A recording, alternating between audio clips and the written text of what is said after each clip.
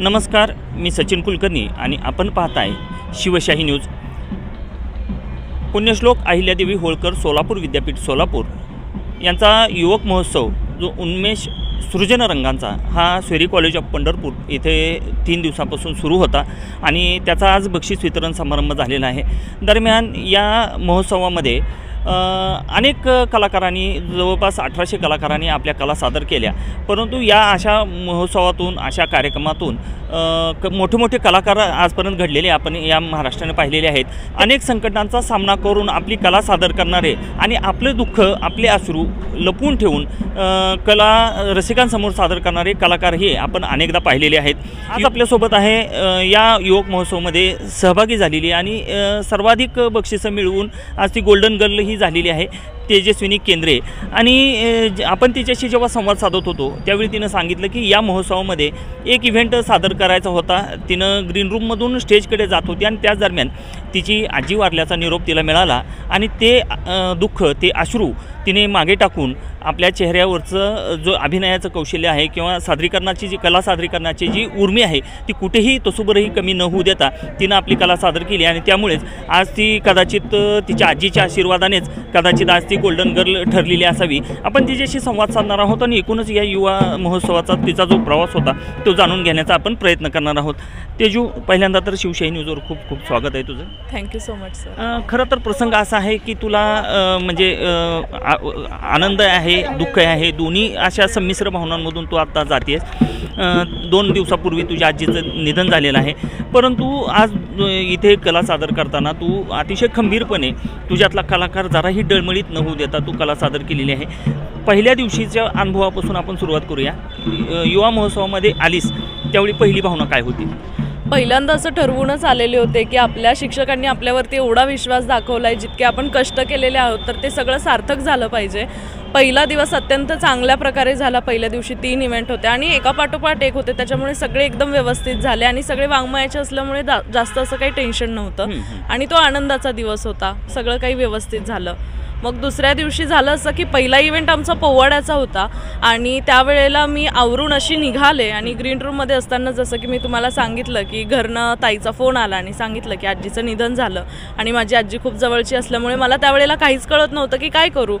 मग त्यावेळेला माझे जे प्रशिक्षक होते रोहितदादा देशमुख त्यांनी एकच गोष्ट सांगितली की तेजस्विनी, ज्यावेळेस आपण मंचावरती असतो त्यावेळेला आपण फक्त आणि फक्त कलाकार असतो, आपल्या वैयक्तिक भावना तिथे नको असतात।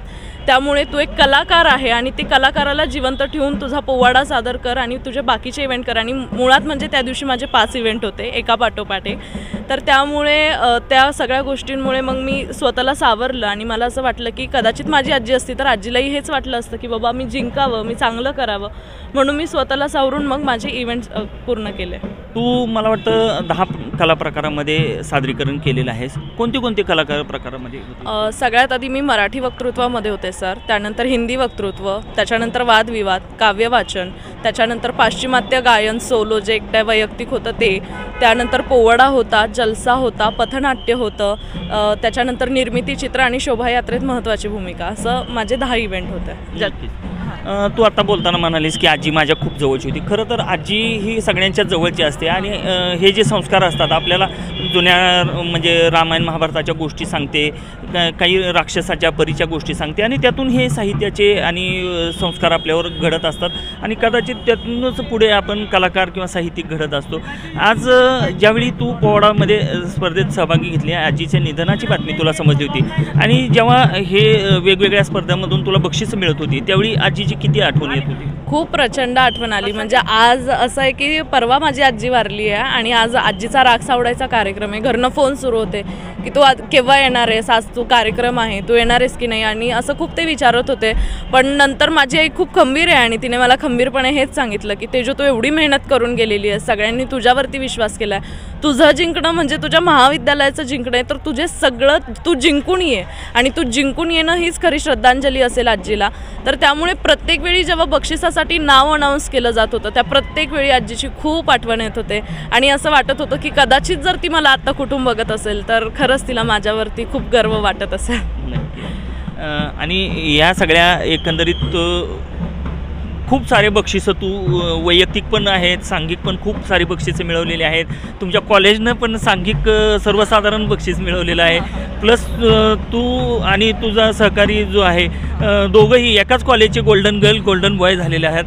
एवढी सगळी बक्षिसं हा आजीच्या आशीर्वादाचा परिणाम आहे. म्हणजे तुमची कला तर आहेच, सादर केली, तुम्ही कष्ट घेतले, त्यासाठी मेहनत घेतली, ते तर आहेच, पण हे आजीच्या आशीर्वादाचा परिणाम आहे असं वाटतं तुला? नक्कीच मला वाटतं की आजीच्या आशीर्वादाचे परिणाम आहे, मेहनत पण आहे आणि मला वाटतं की आमच्या शिक्षकांचेही तेवढे कष्ट आहेत आणि प्रत्येक तो व्यक्ती ज्याने आम्हाला सहकार्य केले त्या प्रत्येकाचे कष्ट आहेत. आणि जर वैयक्तिक माझा प्रश्न असेल तर मला वाटतं की नक्कीच तो माझ्या आजीचा आशीर्वाद असेल, कारण की तिला खूप आवडायचं मी भाषण केलेलं आणि ती खूप वयस्कर होती तर तिला नवल वाटायचं की बाबा मला बक्षीस मिळतंय, मी ट्रॉफी घरात आणते, तर त्याच्यामुळे तिला कायम खूप नवल वाटत आले. तर त्याच्यामुळे नक्कीच मला वाटतं की माझं आजचं हे गोल्डन गर्ल बनणं नक्कीच तिचा आशीर्वाद असेल. नक्कीच. जाता जाता फक्त पुढच्या जो युवा महोत्सव असेल त्यामध्ये पार्टिसिपेट करणाऱ्या सर्व विद्यार्थ्यांसाठी एक मेसेज तुझ्याकडून? मी एकच सांगेल की जे मला माझ्या दादांनी सांगितलं की ज्यावेळेस तुम्ही कलाकार म्हणून एखाद्या मंचावरती असतात ना त्यावेळेला तुम्ही फक्त कलाकारच असलं पाहिजे, तुमच्या वैयक्तिक भावना तिथे नको यायला पाहिजे. आणि मला असं वाटतं की जर तुम्ही एखाद्या गोष्टीसाठी कष्ट केले तर ते नक्कीच यश मिळवतात. जसं की मी मागच्या वर्षीसुद्धा प्रयत्न केले, मागच्या वर्षी झालं नाही, पण यावेळेस मी प्रयत्न केले, मी जिंकले.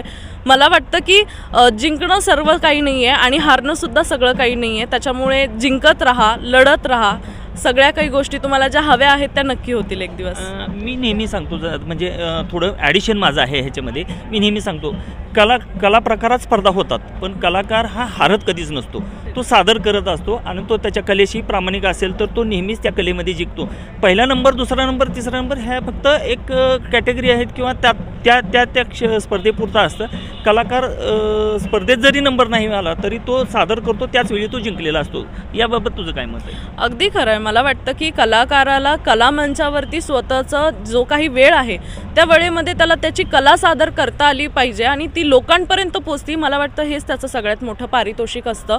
आणि नक्कीच जे काही कलाकार आहेत ज्यांना बक्षिसं नाही मिळाली, मला त्यांचंसुद्धा खूप खूप अभिनंदन करावं असं वाटतं की त्यांनी त्या वेळेमध्ये त्यांच्या कष्टाने ती कला लोकांपर्यंत पोहोचवली. कारण आजकाल आपला देश हा पाश्चिमात्याकडे चालला आहे आणि असल्या कला कुणी लवकर स्वीकारत नाही, पण तरीसुद्धा हे विद्यार्थी वेळात वेळ काढून कष्ट करून इथपर्यंत आले, कला सादर केली. सलाम माझा सगळ्यांना. नक्कीच. खरं तर कलाकार हा कधीही माझी होत नाही, म्हणजे कलाकाराला निवृत्ती नसते, कलाकाराला यश आणि अपयशही नसतं. कलाकाराला असते ती फक्त रंगमंचावर सादर होणारी कला. आज तेजस्विनीनं जे आपल्याला उदाहरण घालून दिलेलं आहे, आपल्या आजीचं निधन झालेलं असतानाही ते अश्रू मागे टाकून तिने आपली कला सादर करण्यासाठी खंबीरपणे मंचावर उभी राहिली. हेच एका कलाकाराचं खरं तर द्योतक असतं. व्हिडिओ जर्नलिस्ट सागरसह सचिन कुलकर्णी, शिवशाही न्यूज. ताज्या घडामोडी जाणून घेण्यासाठी शिवशाही न्यूज यूट्यूब चॅनलला सबस्क्राईब करा. आपण हा व्हिडिओ फेसबुकवर पाहत असाल तर फेसबुक पेज फॉलो करा आणि शिवशाही न्यूज.com या आपल्या वेबसाईटलाही भेट द्या.